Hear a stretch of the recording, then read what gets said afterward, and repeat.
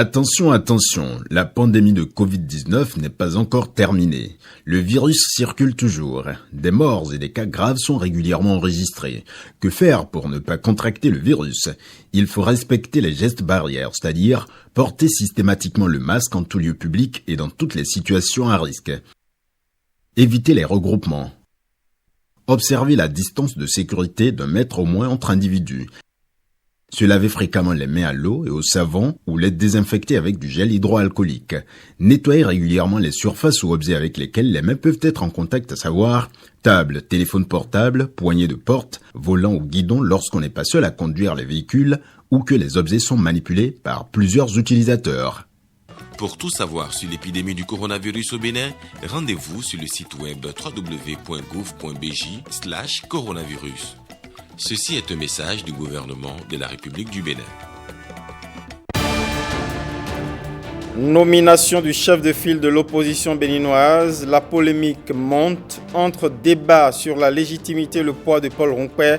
La société civile réagit dans ce journal. Dossier signé Rachidat Biomaman, Calvador, Awanou. Fourniture énergétique au Bénin, grande priorité du gouvernement, mais pas à n'importe quel prix. Qualité, durabilité et respect des délais des projets sont non négociables. Notification faite par le ministre de tutelle à des entreprises. Un nouveau patron pour la FESECAM, Victorin Kodjo Huidanou, cède son fauteuil à Clément Coupin Yadanta à la tête de la fêtière des caisses d'épargne de crédit agricole mutuelle.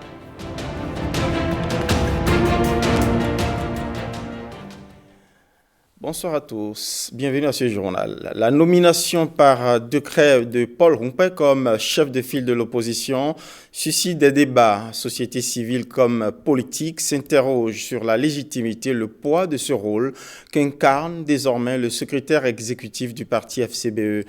Dans ce dossier préparé par Rachidat Biomaman et Calvador Awanou, experts en gouvernance et acteurs de la société civile, se prononcent entre autres sur les défis qui attendent Paul Rompé. C'est une fonction éminemment officielle qu'exerce désormais Paul Rompé. Celle-ci n'intervient pas ex nihilo. La loi portant statut de l'opposition votée en 2019 l'autorise. Le président Patrice Talon l'a acté. Ce n'est pas la première fois que le Bénin dispose d'une telle loi. En 2002, nous avions déjà eu une loi portant statut de l'opposition, ainsi que les décrets d'application, mais qui n'ont pas forcément abouti. Donc, au terme de la nouvelle loi qui amende et abroge l'ancienne dans les dispositions contraires, le chef de file de l'opposition est un des chefs des partis d'opposition, les partis qui ont fait la déclaration d'opposition. Plusieurs pays d'Afrique francophone l'ont adopté sans jamais l'appliquer. En sautant le verrou, le président Patrice Talon se démarque du lot. Le fait qu'aujourd'hui, les tests sont respectés, c'est déjà une vitalité de notre démocratie. Élever à cette dignité l'opposition, c'est envoyer le message que dans une société démocratique, on a besoin d'opposition, que l'opposition est digne d'être vécue. C'est la liberté d'expression que Patrice Talon veut ainsi prôner. C'est qu'il autorise toute critique objective, avec cette critique, avec des propositions concrètes de l'opposition, que le chef de l'État puisse construire la nation. Pour certains, notamment les détracteurs de la fonction, il aurait fallu que le chef de file de l'opposition soit nommé par ses pairs. C'est assez paradoxal en effet, mais c'est la loi qui dispose ainsi. Nous n'allons pas réinventer la roue et partout ailleurs d'ailleurs. C'est plus ou moins comme ça. Pour être chef de file de l'opposition, il faut être le chef d'un parti de l'opposition déclaré ayant le plus grand nombre de députés à l'Assemblée nationale à l'occasion des dernières élections législatives. À défaut, obtenir le plus grand nombre d'élus communaux. Dans le cas d'espèce, le parti qui remplit ces conditions est fatalement le parti FCBE qui a pris part aux dernières communales à défaut d'avoir été aux législatives et qui a pu s'en sortir avec les 10% de suffrage et une certaine présence dans les conseils communaux qu'il contrôle d'ailleurs à raison de 6, me semble-t-il, sur 77.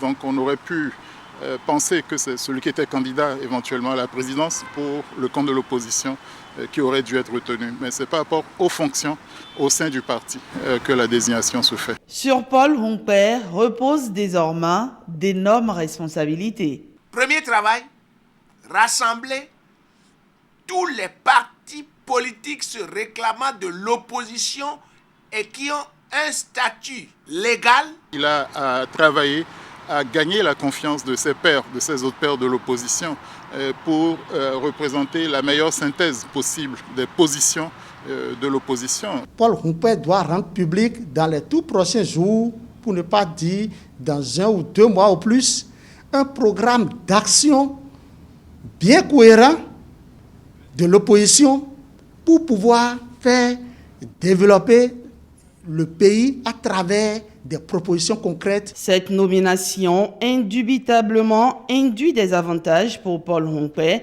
La loi sur le statut de l'opposition prévoit un décret pour les fixer. L'on sait néanmoins qu'il a droit à un salaire, un garde du corps, entre autres privilèges. Il jouit d'un personnel civil, du paiement de ses frais d'électricité et d'eau.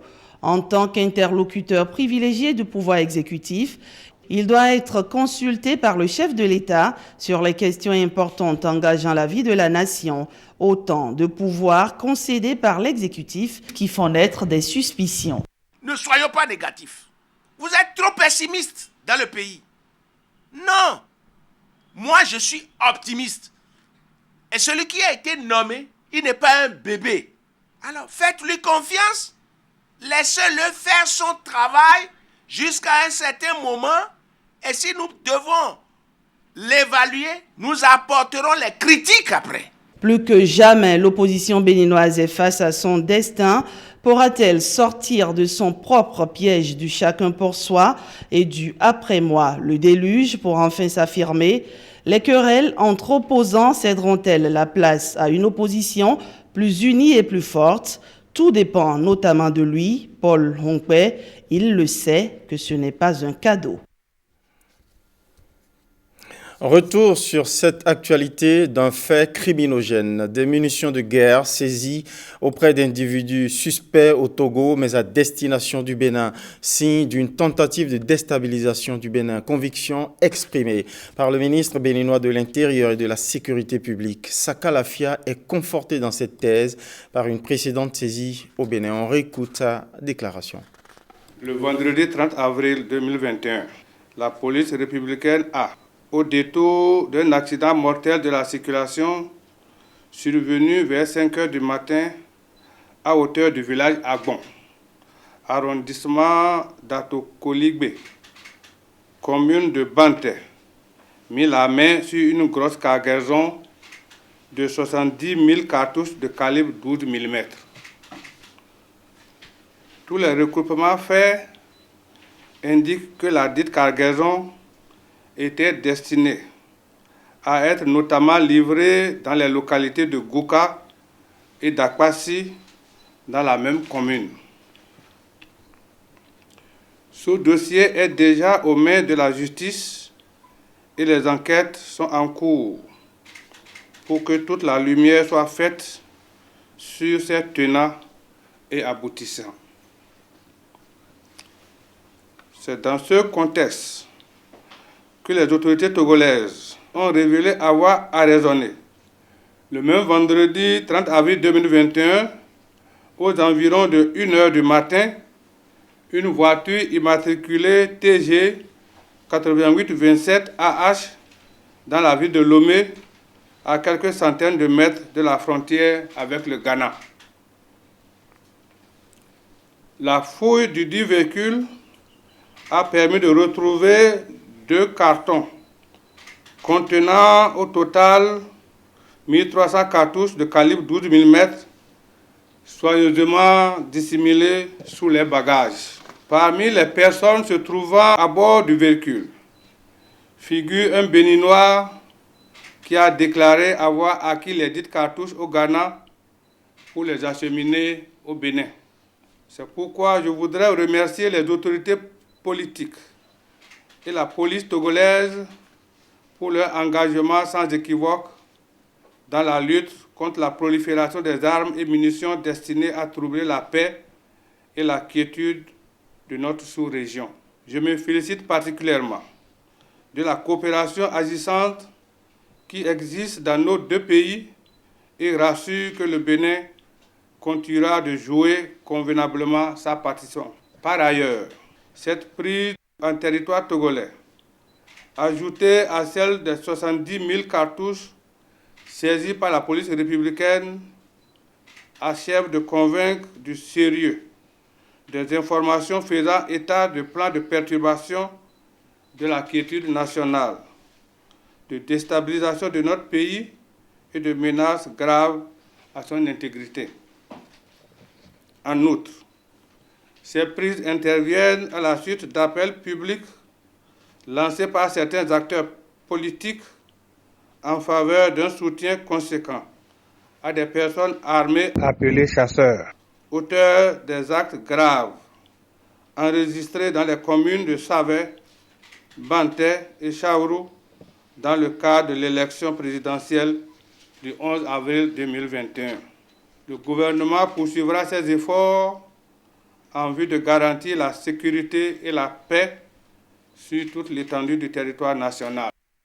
Actualité politique avec la coordination départementale du parti Union progressiste du Plateau qui fait l'évaluation de sa participation à l'élection présidentielle hier samedi à Kétou sous l'égide de quelques hauts responsables du parti, Antoine Idjikolaole et Louis Vlavonou, président du Parlement béninois. Brice Hongbo, Firmin Bassao. Loin d'être une rencontre de plus, cette assise des coordinations de campagne électorale, des élus communaux et des cadres de l'Union progressiste du Plateau se veut une rencontre de réflexion profonde sur l'avenir du parti. Un parti qui entend mieux se propulser au devant de la scène politique après l'élection présidentielle du 11 avril dernier où le parti semble n'avoir pas comblé les attentes dans le Plateau. Sur 12 départements, le Plateau occupe la 9e place. Donc nous sommes parmi les derniers. Au moment de la pré-campagne et de la campagne, nous avions dit que c'est l'avenir du Plateau qui se joue. Et que 90% de taux de participation, 90 suffrages exprimés en faveur de notre duo Talon-Talata, est-ce que le but est atteint?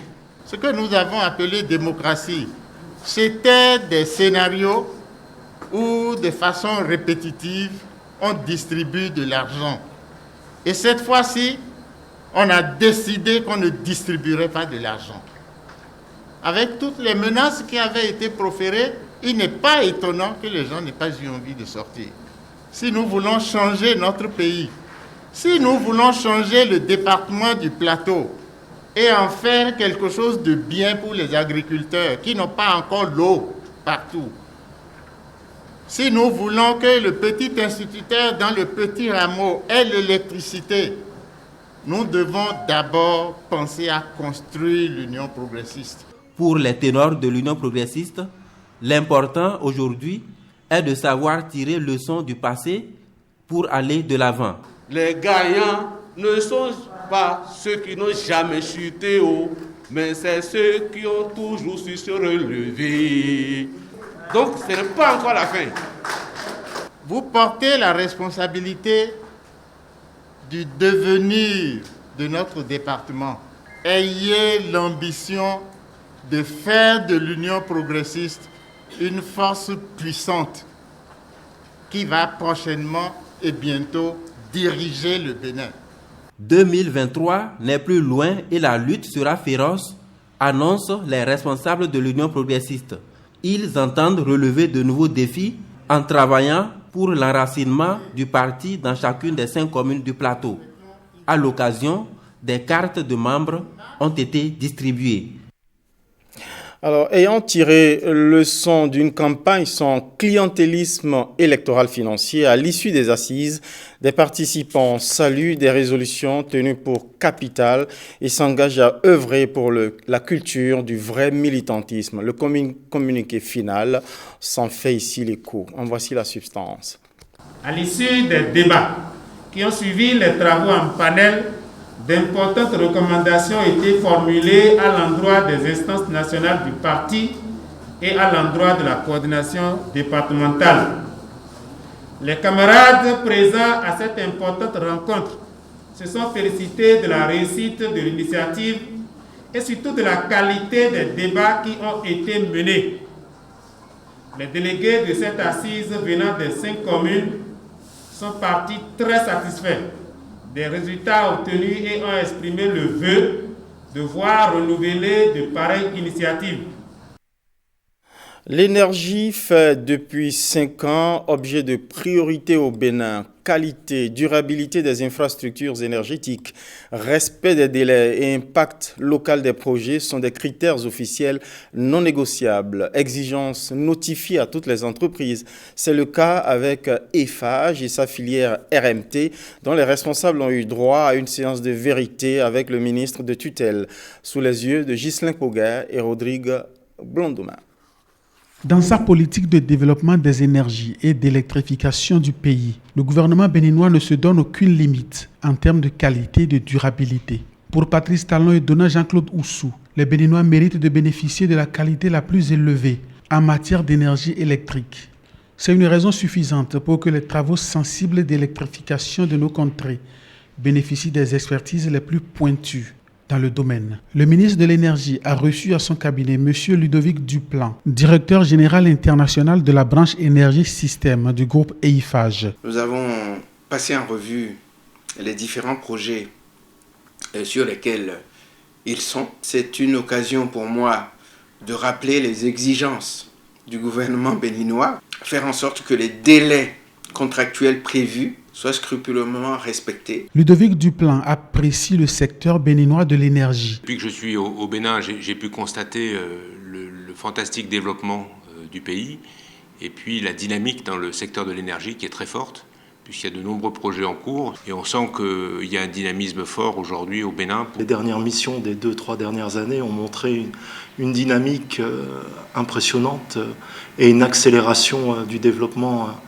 du domaine de l'énergie qui est vraiment considérable. L'entreprise Eiffage, par sa filière RMT, installée au Bénin depuis 30 ans, a en charge de nouveaux travaux qui seront d'ici quelques jours lancés dans 4 départements du Bénin. Nous allons bientôt aller lancer une grande phase de projet de transport et de distribution dans le nord du Bénin. De Ouessé jusqu'à Parakou, et après de Parakou jusqu'à Ndali, dans la zone de Djougou, tout ce qui est réseau électrique depuis Prékété jusqu'à remonter à Djougou, et passer tout ça qui est aujourd'hui en 20 kV, en 33 kV. Dans la région de Natitengou également, tous les réseaux qui sont en 20 kV aujourd'hui seront passés en 33. Ce projet est très important parce que ça permettra un transit plus important de l'énergie. Ça va rehausser la qualité de l'énergie fournie aujourd'hui aux populations. Et je pense que l'État a vu juste d'intégrer ce volet dans le compact MCA. Pour ces travaux, RMT a déjà pris toutes les dispositions pour le démarrage et pour une livraison en qualité et en délai. Et on retrouve aussi dans ces projets un niveau d'exigence de plus en plus élevé en termes de qualité, en termes de prestations, qui est vraiment pour nous actuellement un domaine d'exigence qui est maximum par rapport à ce qu'on retrouve dans la sous-région. Il est hors des questions de perdre la face vis-à-vis des autorités en matière de respect du délai, de la qualité des projets réalisés. C'est ça qui fait notre fierté. RMT, c'est plus de 1000 agents béninois qualifiés. En faisant le choix de cette entreprise, le gouvernement béninois fait la promotion et le maintien des emplois, en même temps qu'il travaille au développement du secteur de l'énergie au Bénin. Passons à présent à l'univers du financement des petites et moyennes entreprises. C'est avec la FESECAM qui change de patron. Victorin Kodjo-Kouedanou cède son fauteuil à Clément Coupin Yadanta à la tête de la fêtière des caisses d'épargne de crédit agricole mutuel. Le directeur général sortant fait valoir ses droits à la retraite, auréolé de reconnaissance. Et pendant ce temps, le tout nouveau prend ses marques devant Koudous Abdoulaye, plein de défis en tête. Atterrissage en douce à la FESECAM Bénin d'un directeur général sortant, congratulé par son bilan. En une décennie de gestion, Victorin Kwadjo Khwedanou administre avec justesse la thérapie nécessaire à cette fêtière des caisses d'épargne et de crédit agricole mutuel, dont les indicateurs affichent le vert. Depuis 10 ans, la surveillance et le contrôle se sont renforcés au niveau de toutes les institutions du réseau. Les vols et malversations ont diminué considérablement.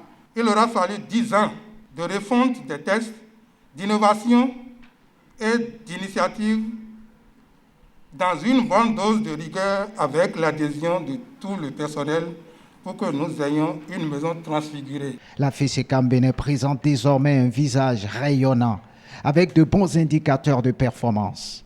Un actif total évalué à plus de 100 milliards de francs CFA illustre notamment les prouesses de ce directeur général sortant. Tous les acteurs du réseau de la Confédération des institutions financières d'Afrique de l'Ouest, ayant travaillé à vos côtés, aujourd'hui voudraient bien être là pour vous souhaiter une bonne retraite. Une retraite méritée, illuminée par une courbe ascendante d'efforts. À la tête de la FESECAM Bénin, Victorin Kwadjo Khwedanou a également à son actif des encours de dépôt et de crédit en hausse, respectivement évalués à plus de 61 milliards de francs CFA et 65 milliards en 10 années de management. Reconnaissance aux pionniers de la FESECAM, aux dirigeants élus et surtout au personnel. À ses désormais anciens collaborateurs, Victorin Kwadjo Khwedanou rappelle. Chers amis, l'épargne confiée par le client est sacrée. On n'y touche pas. Transition trouvée pour s'adresser à son successeur, à qui il montre certains défis. Mon seul regret à ce jour est de n'avoir pas pu décrocher pour la FESECAM l'agrément pour l'émission et la gestion de la monnaie électronique. Le directeur général entrant mesure l'ampleur de la tâche. Clément Yadonta s'inscrit dans la continuité. La FESECAM a changé de directeur, mais elle ne changera pas de direction. Nous allons maintenir le cap.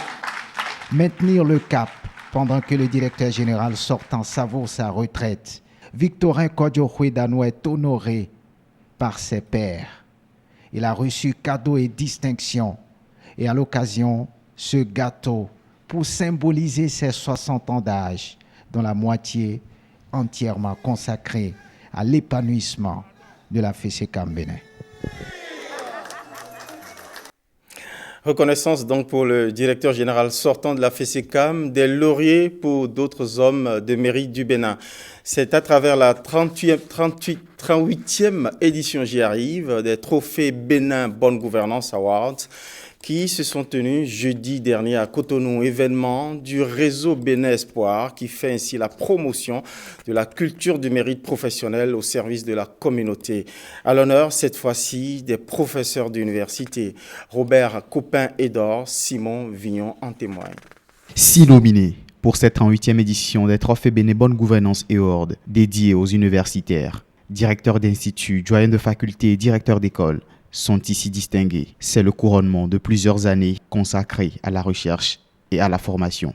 Pour cette première phase du projet, malgré le nombre très élevé des universitaires de nos différentes universités, et eu égard au caractère rigide et inattaquable des critères de sélection, nous avons pu sélectionner un directeur d'institut, 2 doyens de faculté et 3 directeurs d'école, dont une seule femme.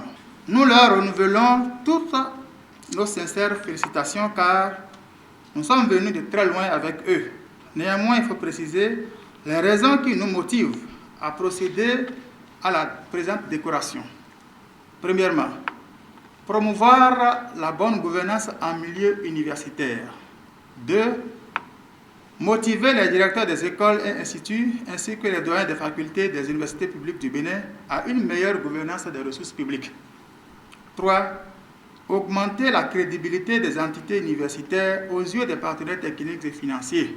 Pour les récipiendaires, au-delà de la reconnaissance, c'est une invite à mieux faire. C'est pour nous un réel motif de satisfaction et une grande émotion cette distinction que l'ONG Bénin Espoir nous accorde, nous tenons donc à dire à l'ONG Bénin Espoir que c'est réellement un engagement qu'il nous invite à prendre devant les autorités, devant toute la communauté universitaire et devant nos collègues enseignants-chercheurs pour que la bonne gouvernance au Bénin soit davantage promue. Le vœu des organisateurs est que ces universitaires, exemplaires au plan de la bonne gouvernance, soient désormais des modèles pour leurs pairs.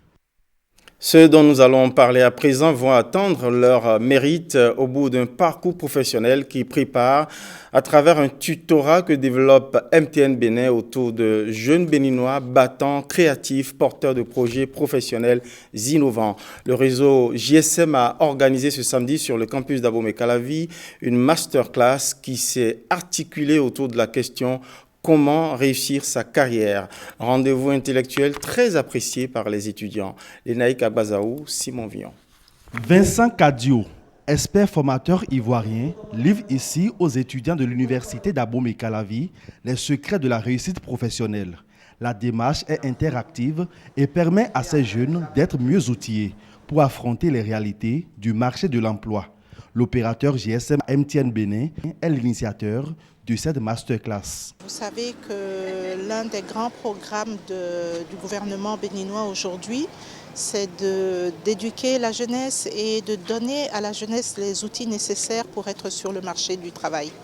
Et donc MTN a pensé qu'il serait utile dans cette même lancée d'accompagner la jeunesse en faisant ces masterclass et en leur donnant ces compétences pour pouvoir être de bons professionnels demain. On a les diplômes, c'est vrai, mais ce que les entreprises achètent en réalité, c'est notre compétence, c'est notre capacité à produire des résultats. Et l'essentiel de mon message, c'était de leur dire qu'en tant qu'étudiant, c'est maintenant qu'il faut chercher à acquérir les compétences qu'il faut. Cette approche pédagogique décontractée forge le mental des jeunes chercheurs d'emploi et leur permet de disposer de toutes les armes pour taper dans l'œil du recruteur. Je suis satisfaite parce qu'il y avait des erreurs que je commettais et je me suis rendu compte qu'après cette expérience, comme l'a dit le formateur, au bout d'un mois, c'est un challenge, il faudrait passer à un autre stade pour pouvoir obtenir un emploi. Je remercie sincèrement MTN pour l'initiative car il n'y en a pas assez comme entreprise qui s'intéresse à la jeunesse aujourd'hui. Il y a une série de masterclass qui vont suivre dans différentes villes du pays pour que tout le monde puisse accéder à ce contenu qui permet de préparer cet avenir. Mais ce qu'il faut aussi dire, c'est que même si on n'est pas présent sur site, on peut assister à la masterclass sur la Yellow Vidéo de MTN et c'est gratuit sans utiliser le forfait Internet. Grâce donc à MTN Bénin, plusieurs étudiants vont profiter du partage d'expériences des coachs formateurs de divers horizons, avec la garantie de faire le pont entre connaissances académiques et vie professionnelle avec succès. Actualité sociale à présent avec le premier congrès ordinaire du syndicat des travailleurs de l'administration territoriale. Un congrès qui a révélé aujourd'hui même les visages des prochains dirigeants de ce syndicat. Précieuse à Kwerounou et Jeunisse Setonji. Un congrès plutôt qualifié de mature selon le secrétaire général adjoint du Syntrasat. Si l'existence du syndicat a contribué à l'amélioration des conditions de vie des travailleurs au sein du ministère, c'est aussi grâce à son savoir-faire, une expérience qui désormais doit s'adapter aux nouveaux défis. Notre syndicat est un peu jeune. Il y a de cela 7 ans ou 8 ans, on l'installait. Il y a un enfant qui est né, qui a commencé à grandir jusqu'à 8 ans. Et qui a connu beaucoup d'expérience. Et au vu de tout ce qui s'était passé, nous nous sommes dit, c'est maintenant ou jamais. Au cours de ce congrès, les tests fondamentaux ont été amendés. Le bilan moral et financier est présenté. Ce congrès aura également permis la mise en place d'un nouveau bureau dirigé par Adel Assis Yakini. Nous avons admiré le dialogue permanent qu'ils ont toujours gardé avec nous et ça nous permet d'éviter les troubles et d'avoir toujours de l'accalmie malgré quelques divergences, ça ne manque jamais. Mais en gros, nous avons demandé qu'ils continuent de mener la lutte syndicale de cette manière-là, parce que tout n'est pas revendication. Il faut contribuer à la création de la richesse pour qu'elle soit redistribuée. Le Syntrasat privilégie désormais le dialogue à d'autres armes de lutte syndicale. Les membres sont unanimes pour travailler dans la concorde et la discipline. Instant art et culture de ce JT 20h. On a pris l'habitude de vous offrir un petit instant de légèreté dans l'actualité parfois lourde. Aujourd'hui, on vous propose plutôt un sujet sur les réformes officielles destinées à créer un environnement incitatif à l'œuvre et à la vie de création. Qu'en pensent les acteurs culturels directs? Blaise Adankbo a posé la question à quelques-uns qu'il a rencontrés. Suivant. Comment va l'art au Bénin? Réponse des acteurs culturels. L'art va très bien, mais l'art est très mal perçu. Et le problème que nous avons, c'est que personne ne donne de l'importance à l'art. Ces acteurs ont les mots durs. Ils évoquent une mauvaise perception de l'art en mettant en exergue la disposition des talents au Bénin. Les Béninois sont des artistes de talent. Le Bénin ne peut vendre même que son art. Vous avez vu la fois dernière The Voice. Sur 4 finalistes, il y a eu 2 Béninois. De façon hypocrite, l'art est rejeté au dernier plan. L'un des domaines qui a subi de nombreuses réformes, c'est celui des arts et de la culture.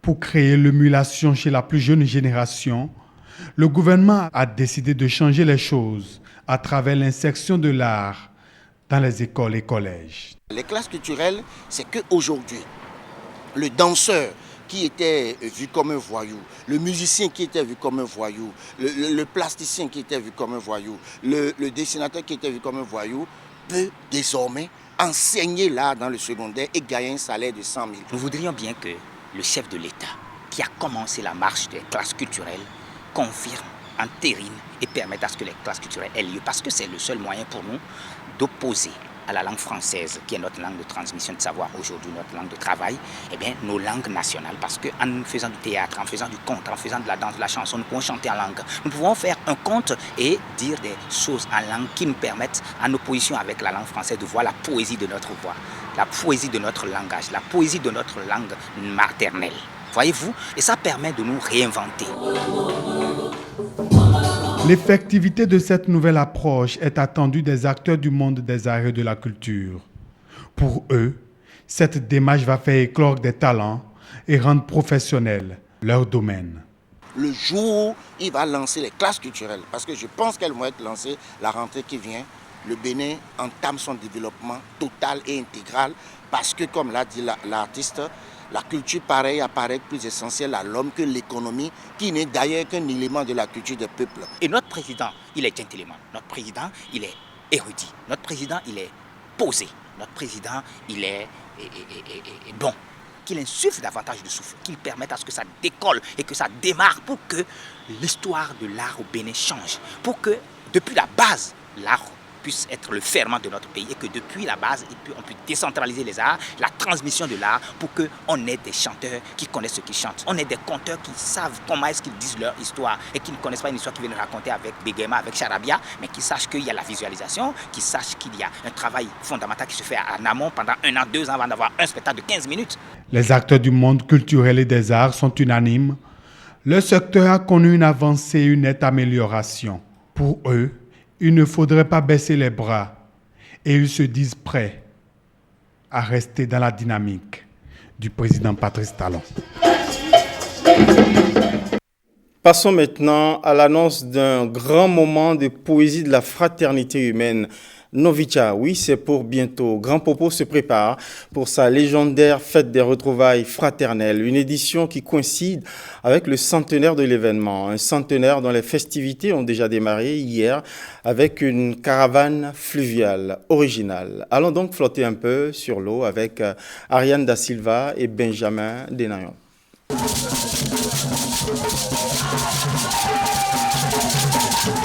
Une caravane sur l'eau pour lancer les festivités de Novicha 2021.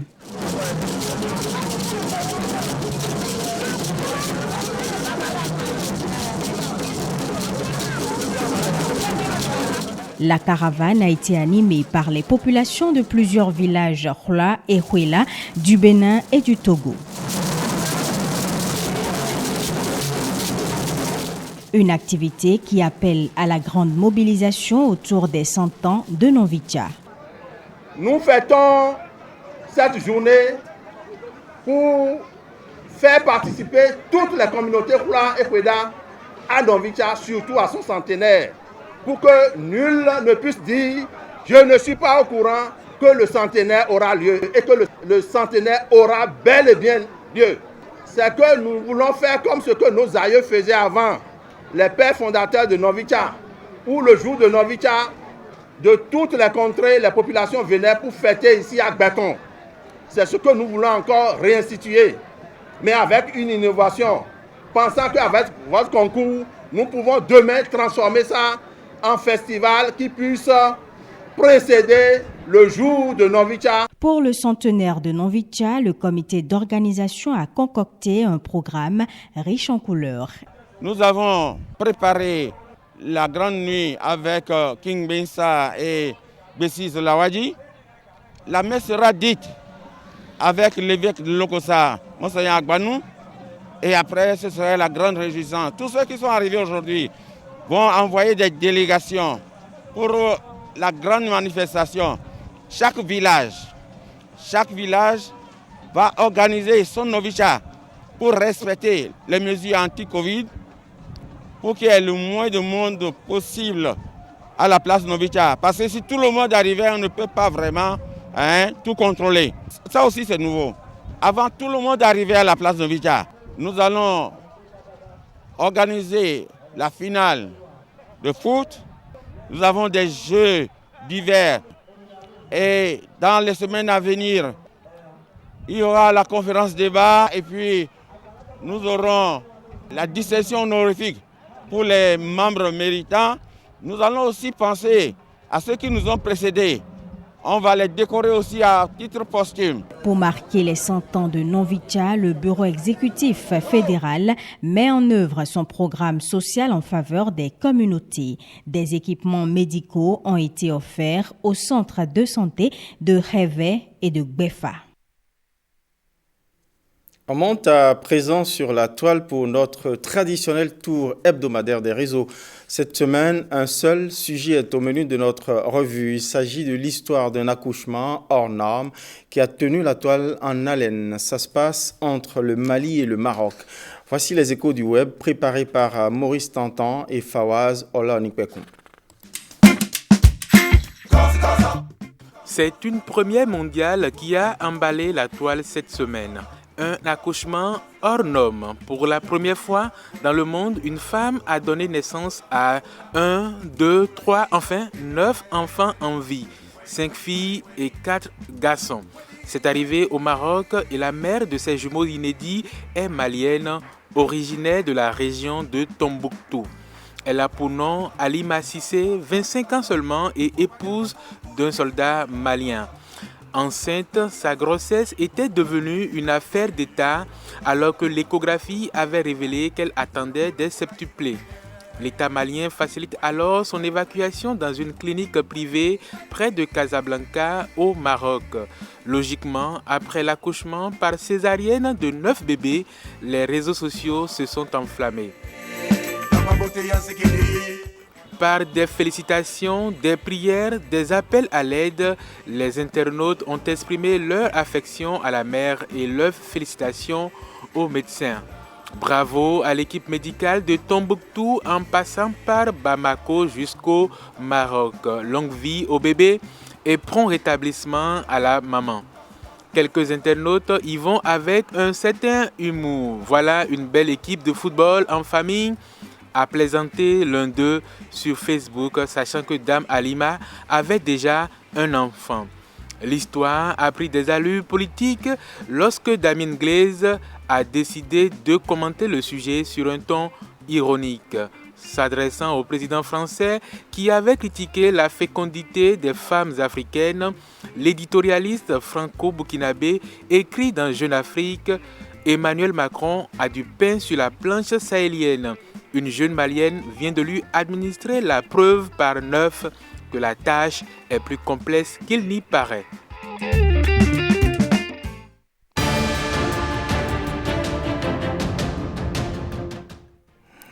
Actualité internationale, on va en France où quelques compagnons de route de François Mitterrand se sont réunis au Creusot pour célébrer 40 ans après sa première victoire à la présidentielle le 10 mai 1981, pendant que Vladimir Poutine et les siens célèbrent le 16e anniversaire de la victoire de la dans la Seconde Guerre mondiale.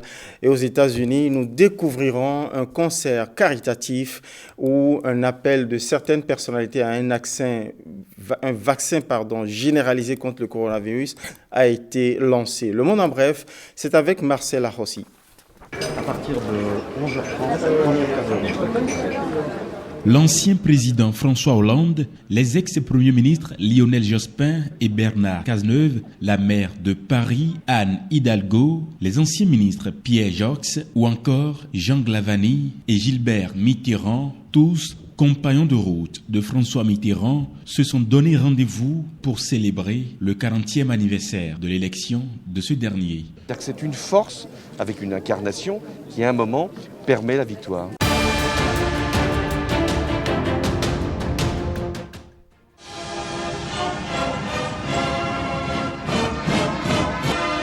La Russie défendra toujours fermement ses intérêts nationaux, a promis ce jour le président Vladimir Poutine lors des célébrations marquant la victoire soviétique sur les nazis et dénonçant le retour dans le monde d'idéologies racistes et russophobes.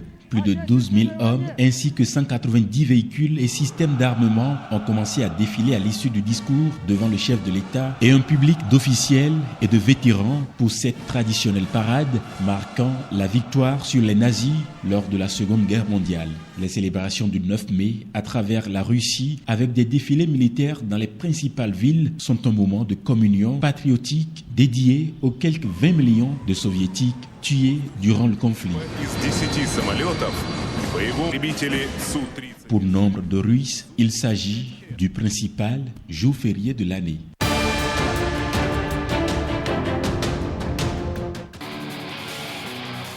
Concert caritatif de stars à Los Angeles. Le prince Harry se joint au roi de la pop, dont Jennifer Lopez, pour appeler à une vaccination mondiale plus rapide et généralisée contre le coronavirus. Il fait aussi part de son soutien à l'Inde, confrontée à une flambée dévastatrice de l'épidémie. Pour les nations qui ont reçu si peu de doses et pour les pays où les cas augmentent et où les pertes humaines sont énormes, l'hésitation n'est pas une option. Les femmes ont vu une génération de gains économiques anéantis. Mais si nous travaillons ensemble pour apporter des vaccins à chaque pays et continent, si nous insistons pour que les vaccins soient distribués équitablement, nous pourrons commencer à reconstruire complètement. Des messages vidéo, dont celui du président américain Joe Biden, ont notamment été diffusés lors de la Vax Live, le concert pour réunir le monde, tandis que sont apparus en personne des stars hollywoodiennes comme Ben Affleck et Sean Penn.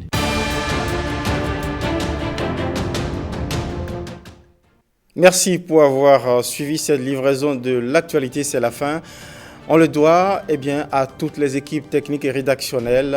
Bonsoir chez vous.